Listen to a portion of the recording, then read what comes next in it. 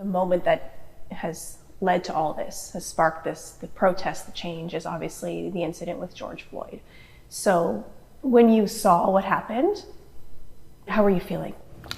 Oh, just so much pain.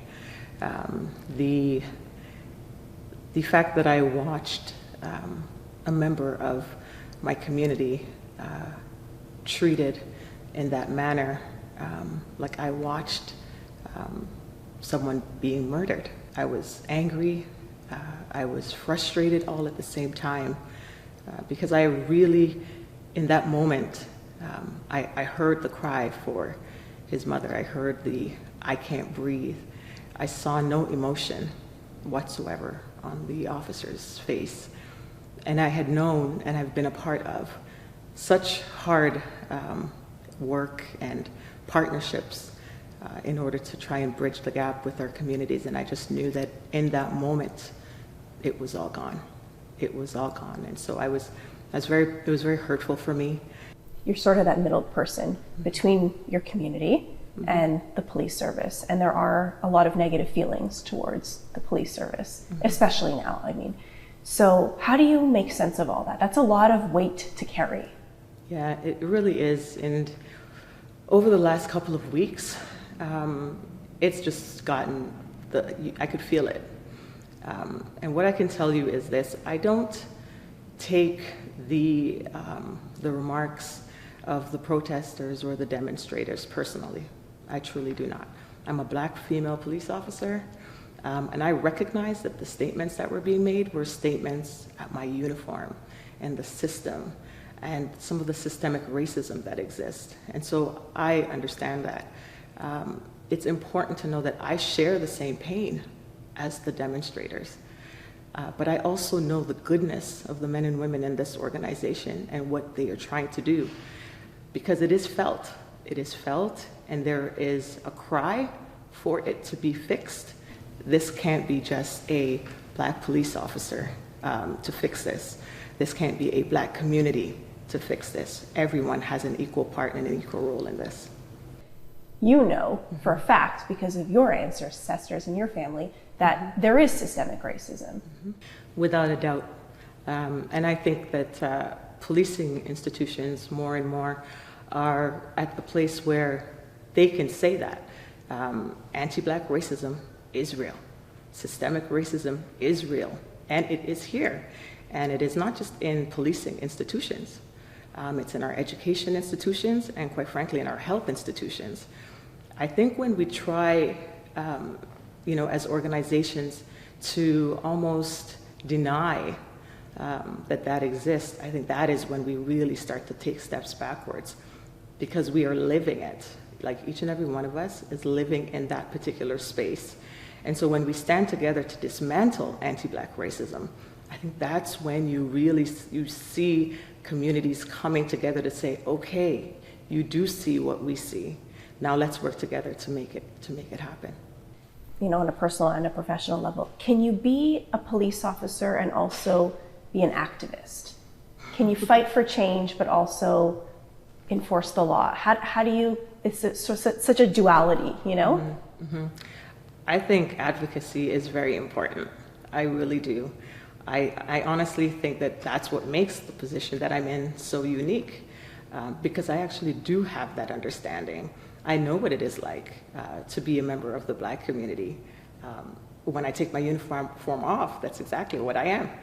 And so when as a police officer, I understand what we also have to go through and our mindsets, and some of the interesting things that we also have to go through, and sometimes what we see is not necessarily what is. The uniform represents very much power. It represents a certain system that hasn't always showcased itself in fairness. So you have to be able to understand that.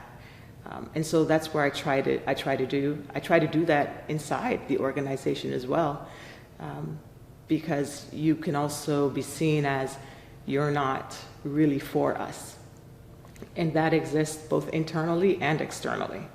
One comment that really struck a chord with me was a young man who said, You know, when I have kids, because he's not a dad now, but when I have kids, I don't want them to have to live a life as Black children walking on eggshells.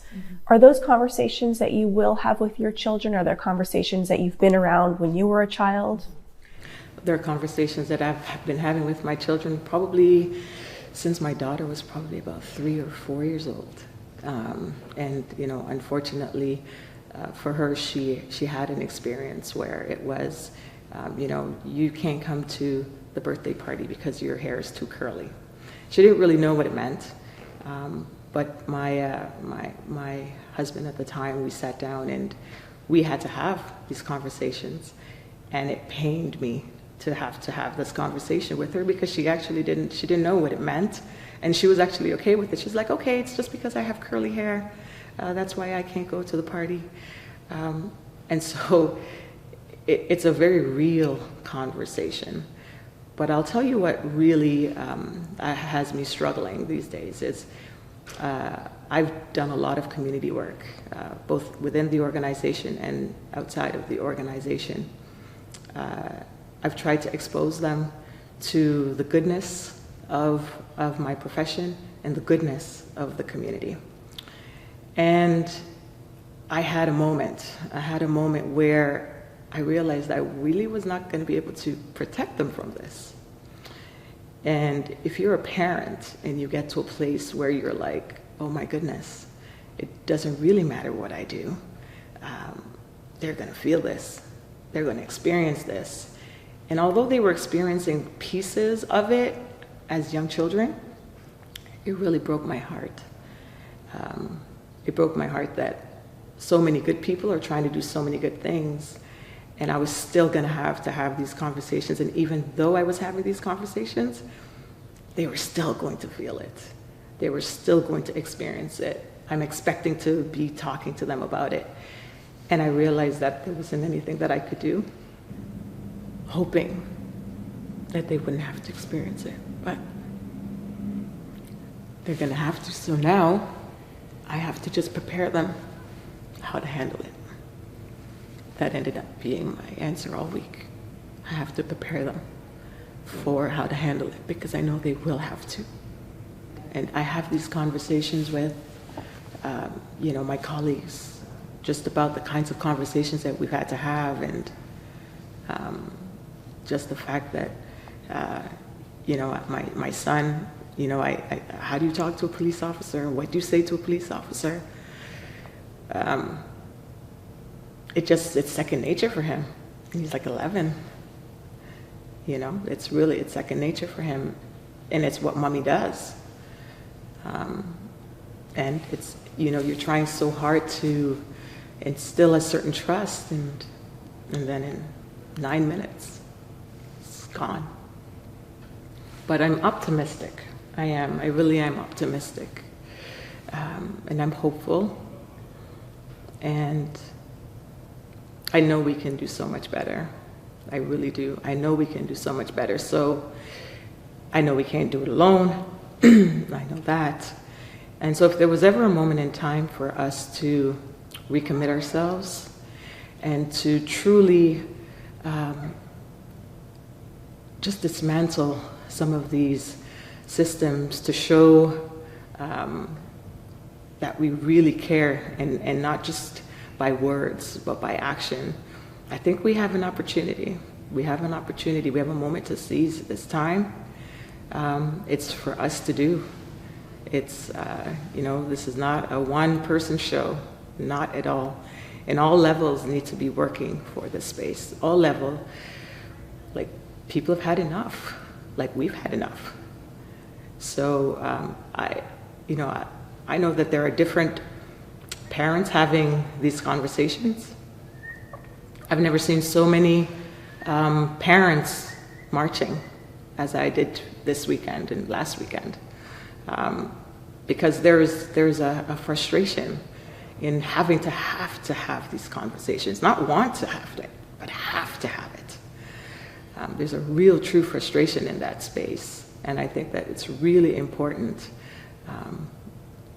that even if you don't understand it, that you're empathetic to it, and that you do all that you can to be the person that removes the knee off of George Floyd's neck. You need to be that person to remove that knee. That's what every single one of us we have to be. That way it's not on one person. It's not one person carrying it.